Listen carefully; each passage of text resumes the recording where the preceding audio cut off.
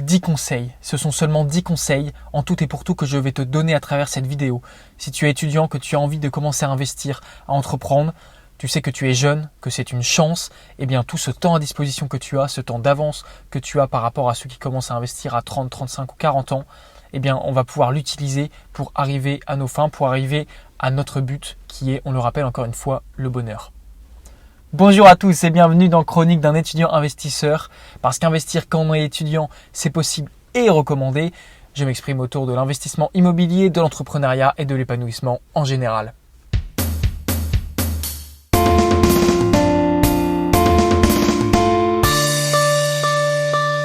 Dixième épisode, les amis, 10e épisode et dernier. Ça sera le dernier épisode de Chronique d'un étudiant investisseur pour la simple et bonne raison que je ne suis bientôt plus étudiant. J'ai fini les cours, ceux qui le suivent sur Instagram le savent. Et je suis actuellement donc en période un petit peu de stage dans l'entreprise où je fais mon alternance. Donc je n'aurai plus jamais de cours, plus jamais de partiel et j'ai juste un rapport d'alternance à rendre pour fin août. Donc c'est fini, c'est le dernier épisode et j'espère qu'il sera à la hauteur. En tout cas, j'essaie vraiment de le préparer. Vous avez vu, il n'y a pas eu d'épisode pendant plusieurs semaines parce que cet épisode-là, c'est de la bombe. C'est 10 conseils que j'ai expérimentés donc ces 2 dernières années où j'ai vraiment commencé à investir, que ce soit en bourse, en crypto-monnaie ou dans l'immobilier, pour vous donner la crème de la crème. 10 conseils pour vous qui êtes étudiants et qui voulez réussir, qui veulent, je sais pas parler, mais c'est pas grave, vous me connaissez. Hein. On est là, on est vrai et donc on ne recommence pas si on se trompe. Donc voilà, tout de suite, on commence avec 10 conseils pour devenir un étudiant investisseur, pour commencer très très bien les bases de sa vie. Parce que vous savez, la plus grande chance qu'on a, c'est d'être jeune, c'est de commencer tôt, à 20 ans, à 25 ans. Et vous avez en fait 10 ans, 15 ans d'avance et c'est tout simplement génial. Premier conseil, quand vous êtes étudiant, votre premier but, ça va être d'augmenter vos revenus de toutes les manières possibles. Augmentez vos revenus comme vous pouvez, le mieux possible. On l'a déjà dit, c'est avec l'alternance. Donc, c'est une chance inouïe d'avoir l'alternance à disposition parce que ça permet de continuer à faire des études, à se former, à acquérir de l'expérience dans le domaine que l'on étudie. Donc, à être dans une boîte, dans une start-up, dans un grand groupe, tout en pouvant étudier et en étant rémunéré tous les mois pour ça. Donc, que vous fassiez 3 jours, 2 jours comme période d'alternance, 1 semaine, 3 semaines, 1 mois, comme vous voulez. Il y a plein de rythmes différents qui existent. Le plus important qu'il faut retenir, c'est que vous serez payé tout le temps. Donc ça va osciller en fonction donc, de votre expérience. Si vous avez 1 année ou 2 années d'expérience dans l'alternance, ça va aussi osciller en fonction de votre âge. Toujours est-il que vous allez pouvoir prétendre à des salaires qui vont aller environ peut-être de 800 € au début jusqu'à 1000, 1200, voire même 1500 € dans certains cas. Donc ça, c'est la première chose à savoir. Vous avez la possibilité, en tout cas de plus en plus, de faire de l'alternance. Et si vous n'êtes pas sûr, vous pouvez peut-être demander à votre scolarité ou aller voir les anciens. Mais en tout cas, ça se démocratise de plus en plus dans les études. Souvent, ça va commencer à partir de L3, M1, M2, donc Bac plus 3, Bac plus 4, Bac plus 5. À la fois dans les écoles d'ingénieurs, les écoles de commerce ou dans les facs tout simplement. Donc si vous avez la possibilité de faire alternance, vraiment faites-la. Parce que ça va déjà vous donner une meilleure vision de ce qu'est la vie en entreprise et surtout ça va vous permettre d'avoir un revenu fixe tous les mois qui va vraiment vous permettre de mettre de côté, de pouvoir investir. Si vous n'avez pas la possibilité de faire de l'alternance, il faut vraiment essayer de gagner des revenus de toutes les manières qui soient. Donc peut-être que vos parents vous donnent un petit peu d'argent. Moi, ça n'a pas été mon cas. Peut-être que pour le coup, en tout cas si c'est le cas, profitez-en. Peut-être que vos parents ne vous donnent pas d'argent. Peut-être que vous êtes boursier. Donc déjà cet argent-là, il va falloir bien le gérer, avoir un budget qui va être vraiment très carré. Toujours est-il que vous pouvez toujours essayer de trouver un job étudiant qui vous convient. Si vous voulez vraiment augmenter, on va dire, vos revenus, il n'y a pas de secret. Pourquoi ? Parce que l'investissement, c'est en fait une courbe. Y égale AX. C'est tout simplement une fonction. Y égale AX. Donc Y, votre investissement, est égal à vos revenus, votre capital. Donc A multiplié par X qui est donc le facteur de rendement. Donc par exemple, si vous mettez 100 € avec un facteur de 10%, vous faites 110 €, tout simplement. Et en fait, si on se rend compte, c'est que c'est beaucoup plus simple d'aller augmenter son Y, donc Y égale AX, d'augmenter son investissement quand on augmente son capital, ses revenus, plutôt qu'en augmentant à tout prix la rentabilité. Donc vous allez pouvoir faire des gros coups en mettant 100 € fois 1000 et puis hop, un jour vous gagnez.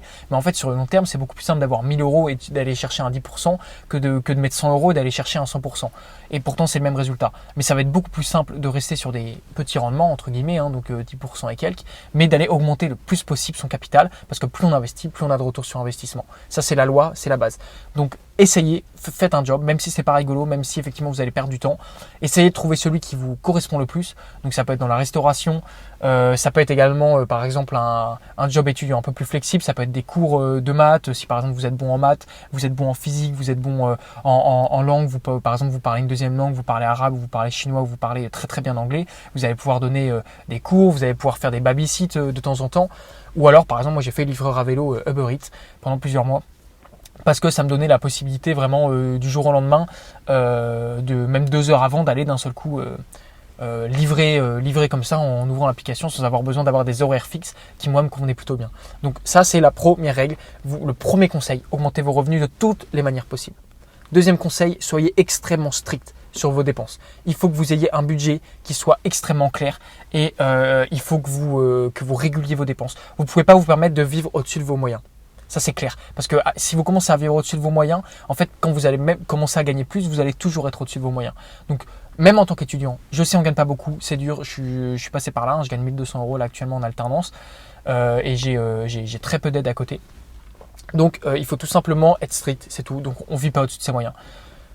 Faut limiter les plus gros postes de dépenses. Peut-être que vous avez l'habitude de faire beaucoup de soirées dans la semaine et de dépenser beaucoup dans les bars, dans l'alcool et tout ça. Bien, essayez de limiter peut-être à 2 le nombre de soirées dans la semaine ou une soirée par semaine. Ou peut-être que vous voulez toujours partir très loin en vacances. Peut-être que vous pouvez vous dire cet été, je limite mon budget vacances. Voilà, je sais pas, 1500 €, 2000, je sais pas combien vous payez pour vos vacances, ça dépend de chacun. Mais peut-être que je suis pas obligé d'aller à l'autre bout du monde, qu'on peut essayer de faire des vacances un peu plus proches. Ou peut-être que je vais pas prendre l'hôtel dernier cri, mais peut-être un gîte un peu plus simple. En tout cas, il faut vraiment essayez de réduire vos dépenses de toutes les manières qui soient, parce que vous allez augmenter vos revenus, mais il ne faut pas augmenter vos dépenses avec, il faut au contraire les baisser pour avoir le plus gros pourcentage de votre salaire que vous allez pouvoir investir, épargner, et c'est ça qui va vous constituer vraiment un gros capital. Donc pareil, si vous avez l'habitude de faire beaucoup de fast-food ou beaucoup de restos, 3-4 par semaine, vous allez les diminuer pour tout simplement pouvoir mettre plus de côté. Conseil numéro 3 qui suit le conseil numéro 2, privilégier la qualité à la quantité. C'est extrêmement important, tout simplement parce que, en tout cas c'est un conseil que je vous donne, faites moins mais faites mieux. Voilà, plutôt que de faire beaucoup de restos, beaucoup de fast-food par exemple un peu cheap qui vont être à autour de 20 € par exemple à chaque fois le repas et d'en faire 5 dans la semaine, vous allez faire un seul bon resto dans la semaine qui va être à 70. Et vous allez voir en fait déjà vous allez vraiment profiter parce qu'on va être sur des bons produits, sur des très bonnes choses, vous allez avoir une qualité de service et de produit qui est exceptionnelle. Déjà, et surtout, vous allez même économiser parce que si on fait le calcul, un resto à 70 par rapport à 5 restos à 20 €, il vaut mieux faire un resto à 70. Donc vous allez gagner des sous et en plus vous allez gagner en moment. Donc vraiment privilégier de la bonne qualité plutôt que de la quantité. C'est valable bien sûr pour la nourriture, mais ça va être valable également pour les sorties par exemple. Plutôt que de faire plein de sorties, finalement vous allez vous amuser mais pas vraiment, vous allez faire du tri. Vous allez vraiment choisir les sorties que vous appréciez faire avec des personnes que vous appréciez et celles qui vous rendent réellement joyeux plutôt que de sortir par automatisme un petit peu. Et on pourrait dire la même chose même pour les fringues par exemple. Plutôt que de toujours s'acheter des fringues et tout ça, vous allez choisir une belle chemise, une belle paire de chaussures que vous allez acheter, que vous allez payer presque plus cher mais qui va durer beaucoup plus longtemps. C'est d'ailleurs un conseil que donnait d'ailleurs Robert Kiyosaki, c'est acheter 2 fois moins, payer 2 fois plus cher. Tout simplement parce que vous ne pouvez pas vous permettre d'avoir de la médiocrité et d'acheter par exemple plein de paires de chaussures qui sont de la mauvaise marque et qui vont en fait se péter, qui fait que vous êtes obligé d'en racheter tout le temps. Sur le long terme, vous êtes perdant. Donc parfois, il vaut mieux mettre un peu plus cher dès le début, en acheter une fois qui vont vous tenir 1 an.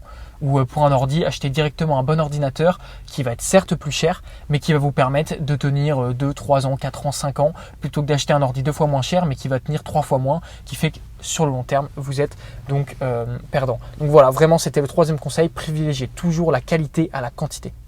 4e conseil, épargner chaque début de mois.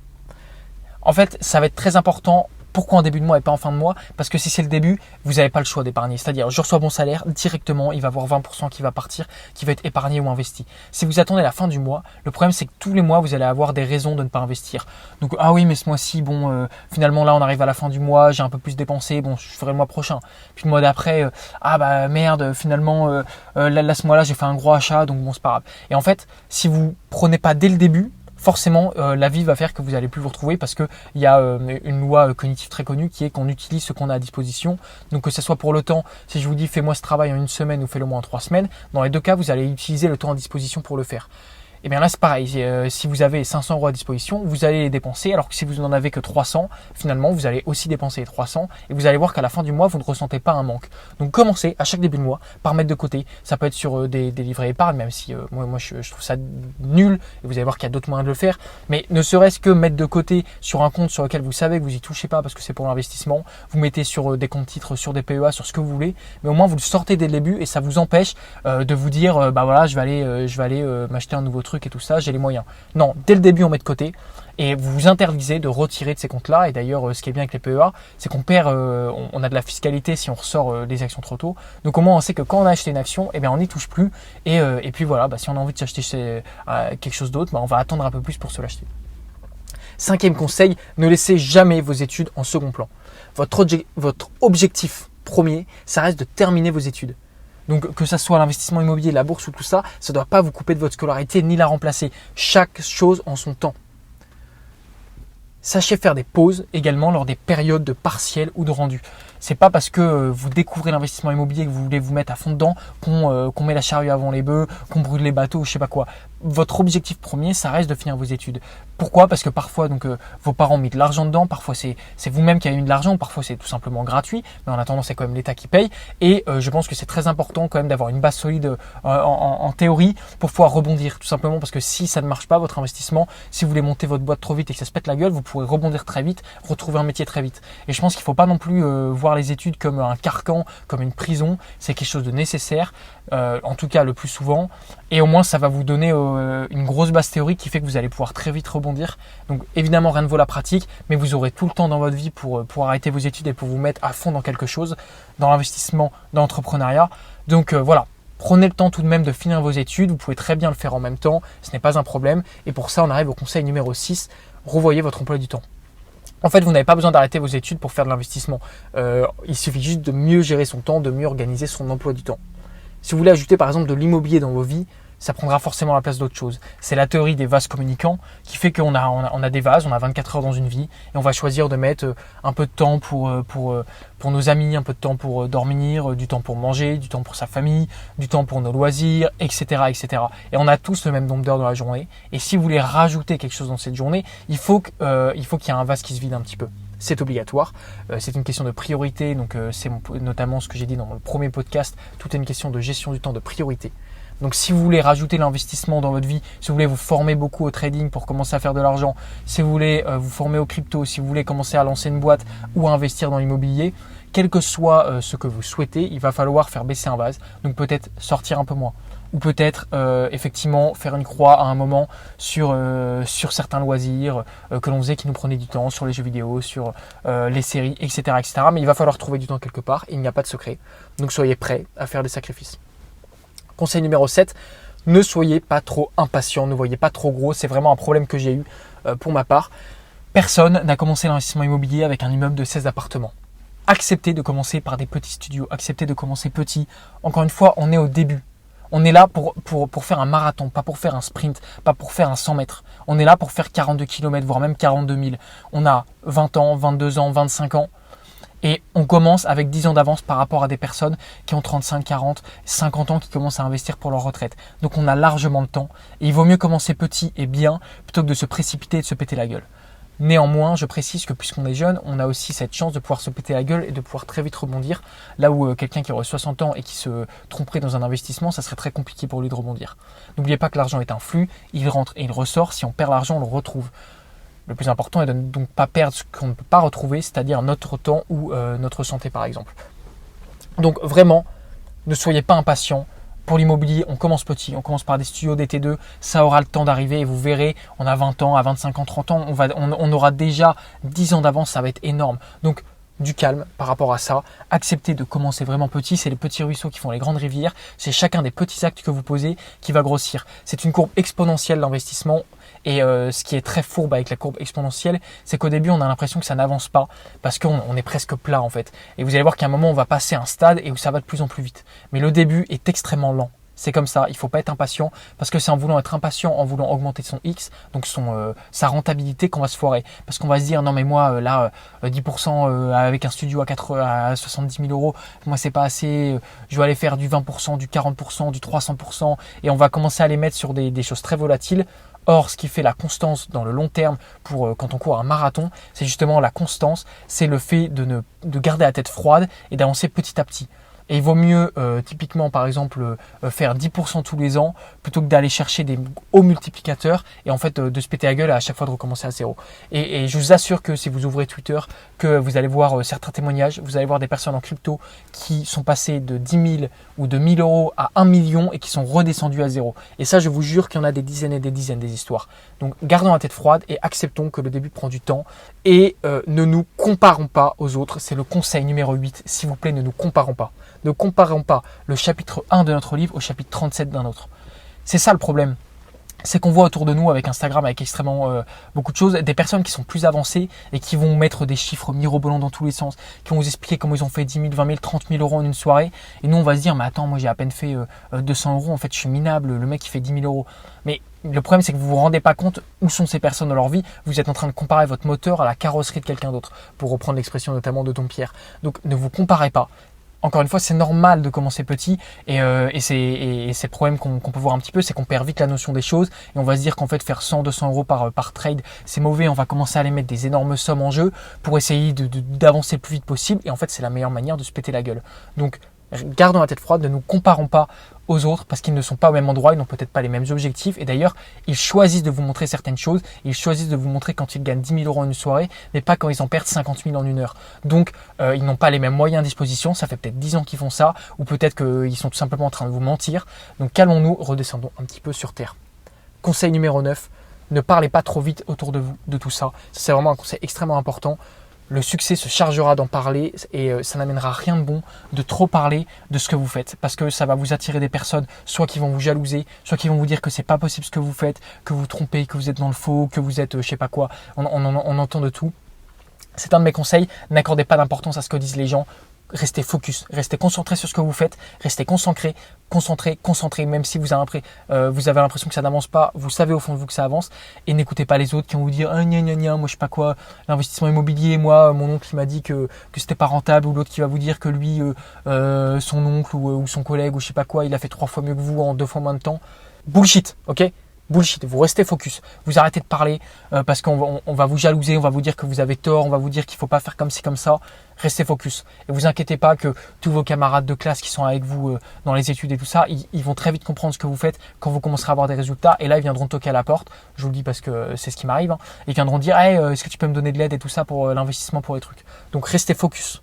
Vraiment, vous avez une direction à aller, vous la suivez et vous écoutez pas trop ce qu'on peut raconter sur vous et vous n'allez pas trop en parler parce qu'en fait ça va juste amener soit des gens qui ne comprennent pas ce que vous faites et qui du coup vont vous influencer mal, tout simplement parce que ils ne comprennent pas et donc c'est pas grave, on leur en veut pas, mais ça ne va pas vous aider. Il faut en parler avec des gens qui sont du milieu, qui vont pouvoir vous tirer vers le haut, mais évitez de devoir toujours vous battre pour expliquer ce que vous faites parce que ça va être compliqué, ça va être usant à la longue d'avoir ça sur les épaules. Dernier conseil, c'est le plus important là, vraiment vous écoutez et je vais le dire, je vais l'expliquer, mais c'est le conseil le plus important, c'est le dernier conseil et de la dernière vidéo de Chronique d'un étudiant investisseur. Ne soyez pas dans la surconsommation de contenu, ne soyez pas dans la boulimie de consommation de contenu vidéo et tout ça. Qu'est-ce que ça veut dire ? Ça veut dire que c'est trop facile en fait d'être chez soi et de faire tout en démo, c'est-à-dire allongé dans son canapé, allongé dans son lit, d'écouter des podcasts, de lire des livres sur l'investissement, de lire des livres sur l'entrepreneuriat, sur des mecs qui ont monté des boîtes dans tous les sens, de regarder des vidéos sur comment monter sa boîte, sur comment faire de l'investissement et de rien faire. Donc au bout d'un moment, c'est super, hein, et d'ailleurs je suis le premier à le faire, de l'éducation financière, des podcasts pour expliquer, pour essayer de vous motiver et tout ça, mais il n'y a rien qui remplacera l'action. Rien. Donc c'est super de vouloir se former, mais au bout d'un moment, il faut y aller. Donc là par exemple, vous avez eu 10 conseils pour vous former, je vous encourage à réécouter la vidéo parce que je suis peut-être allé un peu vite, mais vous avez les chapitres et tout ça dans la description, vous pouvez réécouter. Il y a un moment, il faut y aller, tout simplement. Donc il y a un moment, on reste pas les bras croisés à écouter, à dire ah ouais, on s'imagine plein de trucs dans la tête, il va se passer ça, puis là je vais faire ça, et puis dans 2 ans j'achète ça, et ensuite je revends, et puis ensuite je monte ma boîte et tout. Non, l'action, ok ? Pas de boulimie de consommation de contenu, donc c'est-à-dire vouloir toujours regarder des vidéos, se former, regarder 15 youtubeurs, 15 trucs pour se former, pour être sûr de ne pas se tromper. Il n'y a vraiment rien qui remplace la pratique. Donc vous êtes étudiant là, typiquement ça touche peut-être plus ces étudiants notamment qui ont l'habitude d'avoir des cours où tout est bien expliqué, des beaux PowerPoint bien faits et tout ça. Mais il y a un moment, il faut aller dans la pratique. Donc là, vous commencez à regarder des vidéos sur investissement immobilier, à vous former avec Yann Darwin et tout ça. C'est génial, mais il y a un moment, il faut y aller. Donc il faut aller sur le marché, il faut commencer à visiter. Parce que traîner sur le bon coin et se dire « Ah ouais, je vais faire ça », c'est de la merde. Ok, tout simplement, il faut y aller. Il faut commencer à agir et donc consommer des contenus pour se former, c'est bien. Il y a en tout cas une limite et je vous encourage vraiment à ne pas être dans cette boulimie d'informations, à toujours chercher la dernière formation, le dernier livre qu'il faut lire pour être sûr de, je sais pas quoi, sûr de quoi en fait. Vous pensez que toutes les personnes qui ont créé les plus grosses boîtes à la tête de ce monde, on nous dit à chaque fois c'est des grands lecteurs, c'est des grands lecteurs. Déjà, il y en a, ils disent pas du tout. Hein. Et ensuite, surtout, ils ont agi surtout avant de commencer à lire des livres. À l'époque où Steve Jobs il a créé Apple, il lisait pas des livres sur Steve Jobs parce que c'est lui en fait. Donc, si vous voulez être acteur de votre vie, c'est bien de lire des livres, de s'inspirer des autres, mais faut se bouger, faut aller sur le putain de terrain. Ok ? Bon. C'est la fin de cette vidéo, tout simplement. 10 conseils pour vraiment tout défoncer. C'est le dernier épisode de ce podcast.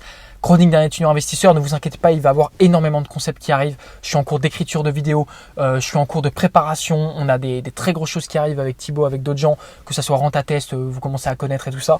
Il y a des choses de ouf qui arrivent, mais c'était en tout cas le dernier épisode de ce format de podcast. Ça reviendra peut-être dans le futur ou pas. Je ne sais pas de quoi demain sera fait. On agit, on est dans le réel. Et c'est pour ça que je m'excuse encore une fois qu'il n'y ait pas eu d'épisode pendant 2-3 semaines parce que j'étais à fond dedans, dans l'IMO, dans l'entrepreneuriat et tout ça. Et il y a des choses très très belles qui vont arriver par la suite. Et je ne peux que vous encourager à vous aussi être acteur de votre propre vie et à ne pas trop consommer, à ne pas trop écouter ce que vous disent les autres, mais à tout simplement sortir de votre lit, ouvrir la putain de porte qui mène sur le dehors et aller se confronter au marché, aller se confronter au putain de réel.